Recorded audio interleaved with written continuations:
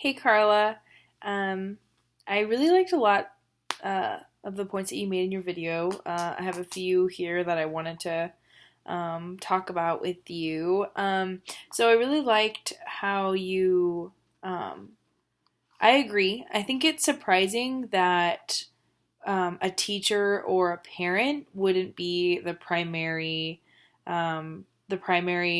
source identifying mental illness in children because that is kind of who you think of they're spending the most of their time with.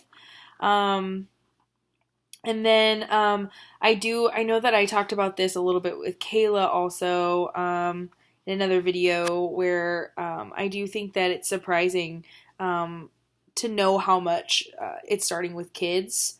I know that Kayla mentioned in her video that a lot of it is starting with kids and then it's following them into adulthood, which is a really challenging way to look at it because you're thinking, oh man, if there was somebody equipped to identify this sooner, like could they have had a different future? And it's kind of a hard thing to think about, especially that it's already happened. But it also motivates us to be more prepared to identify that in kids in the future. And then I do think that I also liked how you mentioned that a lot of times we say, oh, they're just a kid, like kids act out. This is how kids behave, right?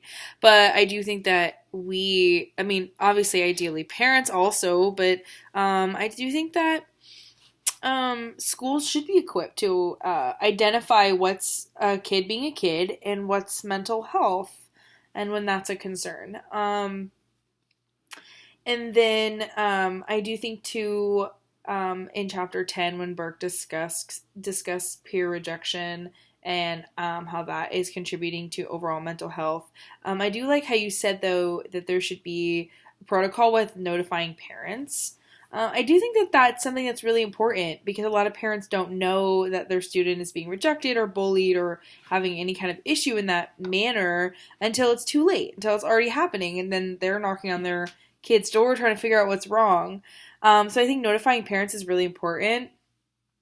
And then when you talked a little bit about kids wanting to hurt themselves or somebody else and how that's like really a huge factor as to why we should be so aware because at the end of the day, right, we just want them to be safe and we want all of our students to be safe and all of our kids to be living, the happiest life that they can. But of course, worst case scenario is that somebody gets hurt. And then, so when you talked about counselors, it really made me think about, I also said in my video that having people that are there to assess mental health specifically and to be available to students is really important. But one thing I didn't think about earlier, but I thought about it when I was watching your video, is what can we do to encourage students to go to counselors?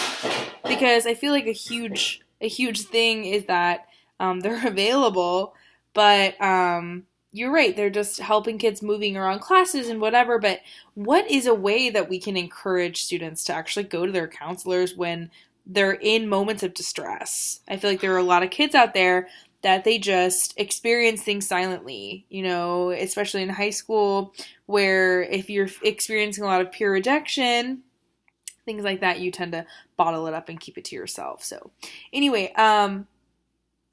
I really like some of the points you made, Karla, and then it kind of sparked some more ideas in me also on what else can be done.